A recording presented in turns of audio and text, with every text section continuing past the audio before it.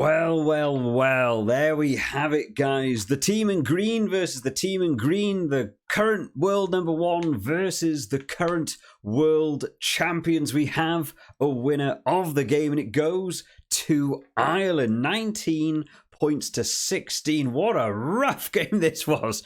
Both teams absolutely throwing the garden shed at this game.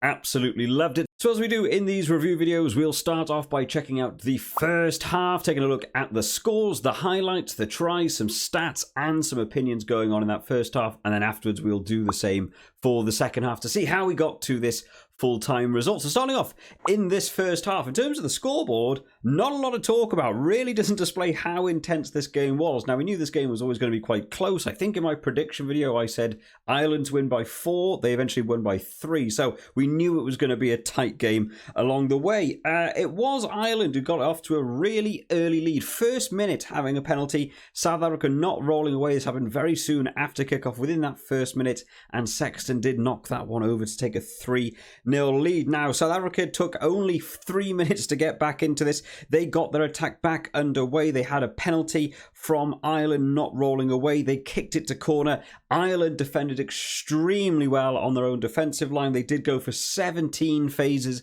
before giving away the next penalty, and on that one they decided they were going to go for the posts as opposed to going to the corner again. I thought maybe that was going to be the way we were going to see South Africa work this weekend, was just going to be keep kicking to that corner, try and get that driving more work. It didn't go that way. They went for the post, slotted it through, and drew it to 3-3. Now, there's not a lot to talk about that from that point all the way until the end of the first half. It was more what was going on throughout that half. So in the 17th minute, we did have a yellow card going to Cheslin Colby. This was a tackle that happened on Mac Hansen. It was sort of a double tackle with him and Peter Steph du Toit. They came in, they double tackled him together, a bit of momentum carried him up, but it was the after sort of picture we got from the TMO that made it look like Cheslin Colby sort of drove him down after the momentum had already carried him past. Referee deemed it as a high dangerous, so gave him a yellow card for that one. However, South Africa did pretty well. They actually conceded 0 points during this entire yellow card, and they even, after that yellow card, the penalty that came from it immediately afterwards, they actually won a fantastic jackal penalty and actually managed to get the ball back and just hold on to it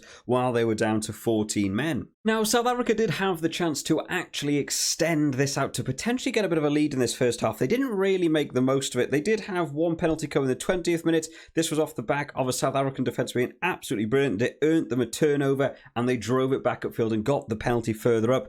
This penalty was taken by Willemse, who did actually miss this one. So they missed the 3 points there. And only 2 minutes later, off the back of that restarting again, they actually got awarded yet another penalty. Now, this time they switched up. They decided to not go for the 3 post in what was probably an arguably easier position and actually went for the kick to the corner, went for that driving maul, and Ireland dealt with it really well. So again, it was one of those things of they missed the kicks, then they maybe lost a bit of faith in the kicker's ability, chose to not go for it, and that didn't end up getting them any points either. Sometimes just repeatedly going for those 3 points is maybe the way to go, and just go off law of averages. You'll get more points that way. It looked like Ireland might have actually had a chance to extend out as well. There was a big charge down that came in. The box kicking from South Africa, a little bit awkward in this first half. They did much better in the second half, I think, from the box kicking, but they did try and clear the ball. Dan Sheehan getting his hands in the air, charging the ball down, kicks the ball on, gets all the way to the try line, dives to the try line, alongside Jesse Creel having a big dive for the ball. It looks, for all intents and purposes, that he actually got it down and got the try. We went back and looked at it on the TMO,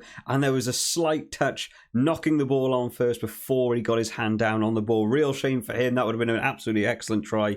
So that one got disallowed, but Ireland did manage to reclaim a penalty only a few minutes later, bringing them up to 6-3. And then South Africa had a lot of different attacks. From there to about 40 minutes, they knew they wanted to pull something back, trying a few different techniques, which was really nice. Didn't just play the standard South African technique. We saw kicks over the top. We saw grubber kicks through. We saw crossfield kicks, really trying to find ways around how fast the Irish defence was coming off the line. It was working pretty well for them. They got all the way into the Ireland half, and eventually they managed to win themselves a penalty. This one was taken by Colby this time after Willemse's early miss, and he did manage to get that one. So he went in at half-time at 6-all. Not too crazy in terms of the scoreboard, but in terms of some half-time notes, some fun stuff to go over. I wrote it's an arm wrestle of a game, and it felt like that. Both teams taking the advantage at different times, really fighting it out. I said the Irish defence is great for jackals and counter-rucking. They're really trying to be technical about about it, just trying to hold them off, whereas South Africa's defence was all about speed, power, aggressive, and it was working really well for them as well. But occasionally we were seeing Ireland beginning to find gaps here and there from a little bit how narrow South Africa were defending. The Ireland line-out looks slightly better to me at this point. It just looked like they had a bit more of a platform to actually launch from. South Africa was working well, but the mauls that were coming from after the line-outs weren't really getting anywhere. Ireland did manage to deal with them pretty well. Feel like South Africa should have gone for more 3 points when they had the opportunity. I think in the first half we had about 3 opportunities where they could have gone for the 3 points. They turned it down to go for the corner, and as you can see on the board, didn't turn into any tries. They could have potentially had another 6-9 points in there, and they had a missed kick as well. So maybe they could have turned that around. Maybe that would have been some big points considering how the game finally ended up. And finally, a few injury concerns along the way. Both teams actually suffering some big injuries. But for Ireland, McCloskey looked like he'd taken a bit of a real damage to his arm. He had to really go off with it, sort of slung around in his shirt. And then Murray went off with a bit of a nasty look, even though Murray was having a really good game. So could be a bit of a long November ahead for Ireland. On to the second half then, and it was Ireland who took the advantage in this second half. Now, they began in the 45th minute with a bit of a cheap penalty. We've seen these before where basically at the back of a ruck, a player hasn't quite got away fast enough, so the scrum half picks up the ball and just chucks it into their head, claiming he's trying to pass it out wide, even though it's pretty clear you're just throwing it at the player.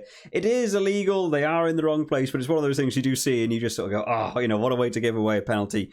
Began from there for Ireland. They kicked to the corner as opposed to the early 3. Again, you've got to remember it's at 6-all at this point.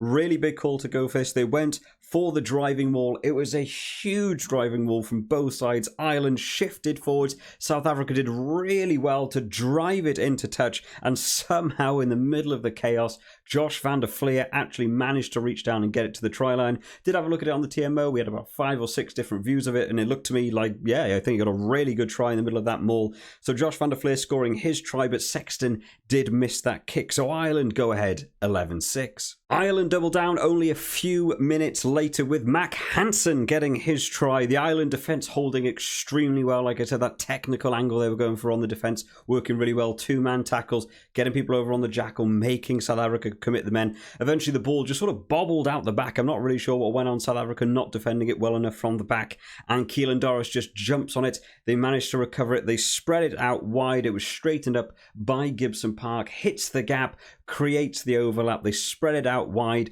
got it out to Mac Hansen, who scores in the corner. Another misconversion for Sexton here. He had picked up a bit of a knock around this time as well. I don't think his leg was particularly up for some of the kicking duties at this point, but with those 2 tries in hand, it did mean they go up 16 points to 6. So an OTRI down 40 to 60 minutes. Just a real tough battle. Both teams are just throwing everything at it. They're both exchanging and winning in scrums. We've seen penalties for both sides.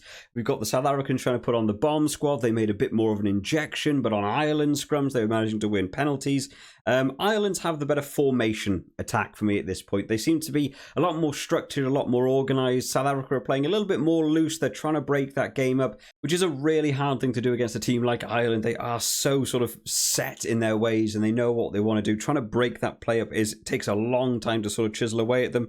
But as we move towards the end of the game, eventually the pressure put on by South Africa does actually begin to make an impact. Around the 65th minute, we began to see gaps opening up. We began to see South Africa making room around the outside, hitting gaps to the middle. Some of these players getting little offloads where normally it was being a dominant tackle backwards. I would say at this point, Ireland defence has probably been slightly better. In terms of missed tackles at this point, Ireland had missed 12 by about the 65th minute, whereas South Africa had missed about 25. So double the amount of missed tackles. It's quite a lot in a game like this, you know, especially when it's such intense level rugby. Missing tackles immediately nets 10, 15, 20 metres further down the field. But eventually they did manage to crack the code and South Africa got over for a try through. Franco Mostert managed to get himself over. South Africa just throwing everything at this game. I'm sure by now they were beginning to feel it maybe slipping away from them. They knew they needed a try. Ball recycling speed increased dramatically. Willie Leroux had come on at this point. He's really organising that attack. He's putting people in their place. He's screaming, he's shouting, putting people where he needs to be. Mostert hits the line, manages to bounce through a tackle and stretch out and score himself a try. Colby did take the kick for this one. Hit the post. Again, considering how close this is. Didn't manage to get that one over. Ireland are 16-11 ahead with only about 10 minutes left to go. In the 72nd minute, Ireland managed to get another penalty back. Now, at this point, there's not a lot of points in this game. They know it's it's going to be a very close game. So they decide to go for the 3 points. Probably a smart move. Take you 8 points out. You know the other team's got to get 2 scores in less than 7 minutes. Going to be real tough. Sexton does get this one. Quite a difficult kick as well, so fair play to him on this one. Manages to get that one over. Ireland get to that 19 points, and South Africa remain at 11. At this point, South Africa just say, we got to go for it. You've got to throw everything at this game now, anything left, and it does result in a try. Probably the best organised attack of the entire game for me from South Africa came in these final 5 minutes. So many players just in the right position, the correct choice in offload, straightening the line, organising, creating that overlap. It was straight from the kickoff, and all of South Africa just got really well involved with this. Spreading it out wide, and Arendse gets in the corner for his try. Now, they took this conversion really quickly. I guess they knew it wasn't really going to matter if it went over or not. They needed to try and get another score, but I feel like they maybe could have taken their time on this one a little bit and maybe tried to find a drop goal or a penalty later on. It was quite a rushed kick, and Colby missed that one as well. So it took Ireland to 19, South Africa to 16, and pretty much Ireland managed to hold out the rest of the game. We see it before. I think it's quite boring in terms of the way rugby goes, where they just sort of, you go through the phases, you just don't give the ball up, you just sort of hold it down for the last 3-4 minutes. But it's effective, it works, and eventually it did actually win them the game. A really tight result, 3 points difference in it. In terms of final notes, I said it was a really good game, worthy of a World Cup final. We're talking about these world number ones versus the world champion stuff. Man, this would have been a great game to have seen in like a World Cup final. I don't know if these two teams can actually end up in the World Cup final going through because of the way the pools work. But this would have been a really fun game to have seen there. Both teams taking charge at different times. The Ireland line-out was solid all game, and I think that was one of the areas where this game began to shift a little bit. The set-piece area was strong for both teams, but I would just put it more towards the Ireland. We saw a lot of penalties coming in terms of the scrums for Ireland. We saw how Ireland were using their line-out. Even when South Africa were winning their own line-out, Ireland were just doing enough to just disrupt it a bit and slow down the South African maul, or slow down how fast they could get the ball out, and it just takes away a big platform for South Africa. But I did really enjoy the different styles that South Africa attempted with some of the kick chase games that they did. You know, up and unders, crossfield kicks, grubber kicks through, trying different techniques just to try and unlock the Irish defence, keep them guessing. Really fun to watch. Man of the match went to Josh van der Flier. I guess maybe you're talking about, you know, scoring tries and stuff. That was some of the points they got there. I did think there was quite a few of the Ireland players that actually played extremely well this game. It was a shame so many people went off injured. I would have liked to have seen what Conor Murray could have got up to had he remained on the field longer. I think his box kicking was better as well than Jameson Gibson-Park. I think he struggled with kicking today. In terms of final stats then, again, Amazon not great in terms of coverage over here in the UK for some of the stats. I don't know why. They don't really show up a lot. So I've had to get them from online on a website, so take them with a little bit of a pinch of salt. So possession 54% to South Africa's 46%, so Ireland just having more control of the ball. Ultimately, that's how you're going to be scoring the points. Line-out succession, 9 of 11 for Ireland, probably a little bit less than they would want to do, but it felt like it was working really well. 7 out of 10 for South Africa. Turnovers, a big area of this game, trying to get that possession back. Turnovers for Ireland, 13 compared to South Africa's 6, so double the amount of turnovers when it came to that breakdown situation. And then finally, number of penalties, 10 for Ireland and 12 for South Africa. And you can see by how close the scoreboard was. Should South Africa have gone for more of these 3 points? Should they have taken more times on the kicks? I'm aware they missed 3 that I've read out there. If you get all 3 of those kicks, Johnny Sexton also missed a kick or 2 as well. Maybe that points difference could have been, but maybe the choice to have gone for some 3 points as opposed to the corner could have shifted this game up. But of course, guys, I do welcome you guys to drop down in the comments your thoughts on the game, because it's always fun to have a read through what you guys thought of it as well. If you've enjoyed this video, remember to leave it a like, and to keep up to date with all of the latest rugby news as it's going on, make sure to subscribe to the channel. I hope you all enjoyed today, guys. I will see you all next time. Bye bye.